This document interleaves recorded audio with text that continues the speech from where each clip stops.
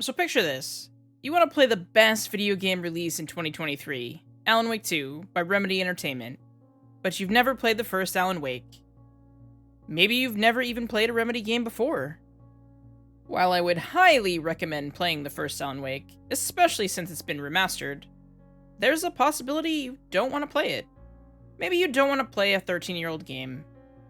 Then I would point you to 2019's release of Control. But maybe you still want to cut to the chase and jump straight into Alan Wake 2 to find out where all the high praise is stemming from. I really think you shouldn't skip Alan Wake and Control. But if your heart's set on playing the newest entry in Remedy's connected universe, then let me help you get started on this journey. Just as a heads up, there will be spoilers for the first Alan Wake games, Quantum Break, and Control. With that said, here are 5 things you should know before playing Alan Wake 2. Alan Wake is a popular author who made his claim to fame by writing thriller novels starring Detective Alex Casey. The fast rise to stardom took a toll on Alan, and he began to resent both the paparazzi and his fans who demanded more of his writing. He also didn't treat himself, nor his wife Alice, very well.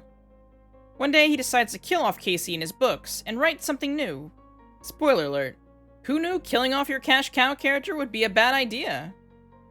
Alan falls even further into depression as a case of severe writer's block prevents him from writing altogether.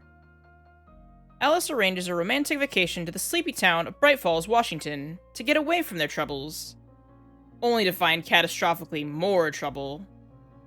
To make a long story short, after a bad fight with Alice on a creepy secluded island on Cauldron Lake, Alice is taken by a monstrous entity known as the Dark Presence. We'll cover this shortly. Thus, Alan has to figure out a way to save Alice from the dark place, using the power of a flashlight, a gun, and his own writing. He ultimately achieves this at great cost to himself and to the local town.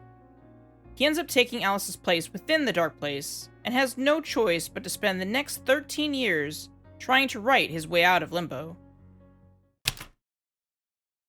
At this point, you're probably wondering, what is this dark presence?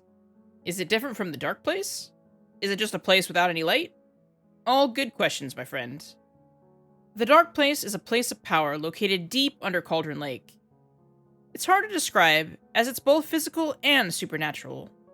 It's a literal lake, but it's also an ocean. I'm not kidding. You could think of this place as a personal hell. In this realm, creative works like writing, music, art, and poetry have mystical power. They can rewrite the fabric of reality. In Alan's case, his typewritten words come to life.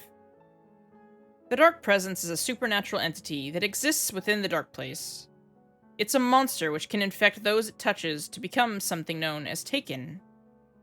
This essence takes the form of Barbara Jagger, more on her later, to lure Alan and Alice to Birdleg Cabin on the shores of Cauldron Lake. This Dark Presence can take many forms besides Barbara, including a giant tornado of darkness. The Federal Bureau of Control, or FBC for short, is a government agency dedicated to containing, neutralizing, and studying altered items, paranatural entities, and supernatural events. The Bureau tries to categorize and catalog the unknown. The FBC is not only based in the US, they also operate worldwide.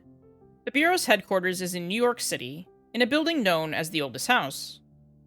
The FBC has a director and different departments, and the FBC agents we meet in Alan Wake 2 work for the Investigations Department, which goes outside the Bureau to follow up on rumors of strange activity or to track down criminals using altered items. Sounds super cool, right? Go play Control. The clicker is a broken light switch used by Alan Wake to manipulate reality. He used this device to save Alice from the dark place. It was originally given to Alan by his own mother when he expressed fear of the dark as a child. Alan gives this item to Alice to similarly comfort her, but it goes missing when she's taken by the Dark Presence.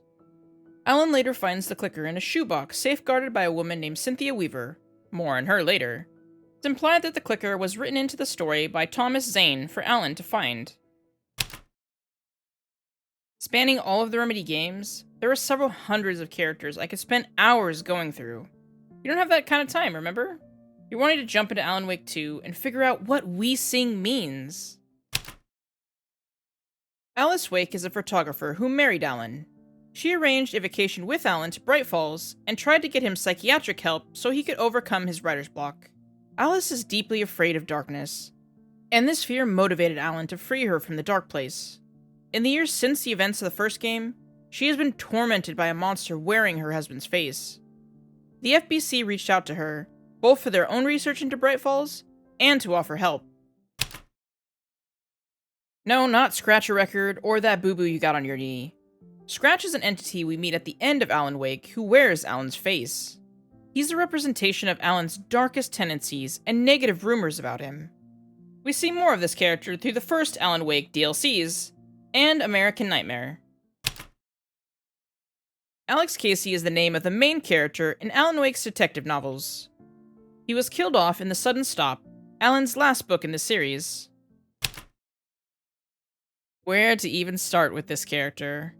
In Alan Wake, we meet him as a past victim of the Dark Presence, now trapped in the Dark Place. He's a poet and a diver. One day, his lover Barbara Jagger drowned in Cauldron Lake. When she returned, the Dark Presence had taken hold of her body, and used Zane's loss to motivate him to write the Dark Presence free. But you can't bring back the dead. Zane realized his mistake, and to beat back the Dark Presence, he wrote all of his works and very existence out of reality. In Control's last DLC, AWE, we see a different version of this character that looks exactly like Alan, who when Alan asks who he is, responds, Tom. Compared to the Thomas Zane we met in Alan Wake, he looks very different. It is good to note that throughout the first Alan Wake and its DLC, Thomas Zane was voiced by James McCaffrey. However, in Control's DLC, the voice actor changed to Ilka Vili.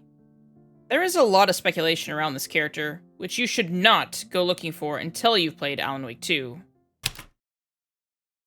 The Old Gods of Asgard are a heavy metal rock band currently composed of Odin and Tor Anderson, residents of Bright Falls. In the 70s, they made moonshine from unfiltered water from Cauldron Lake. This granted them supernatural powers and allowed them to do battle with the forces of darkness. They are played by the real band Poets of the Fall, who also exist in the Alan Wake universe. One of Bright Falls' oldest residents, Cynthia fell in love with the poet Thomas Zane. While their romance was not meant to be, Cynthia is one of the few people who can remember Thomas Zane and his poems, safeguarding the last remaining memory of his existence. A shoebox containing a broken light switch called the Clicker. This helped Alan free Alice in the first game. Rose is a waitress at the Oh Dear Diner who is a fangirl of Alan Wake.